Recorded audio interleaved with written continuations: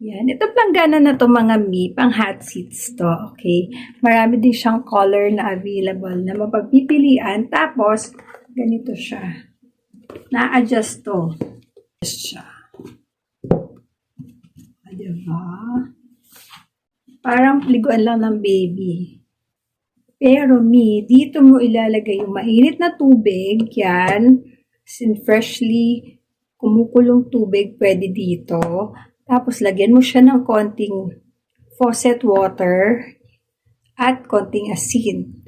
Okay? Yung sakto lang ligam-gam. Huwag naman super boiling hot kasi maluluto ang kifi at ang inyong wet. So, ito, ayan.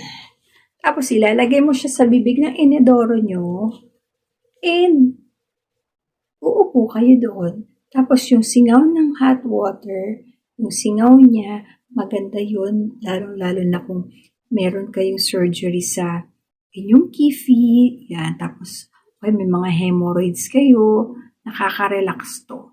Well, ginagamit ko to mga mi pag masakit yung puson ko, as in, yung pagka magkakaroon na ako or kahit meron na ako, nag-hot seats ako kasi ayoko uminom ng gamot.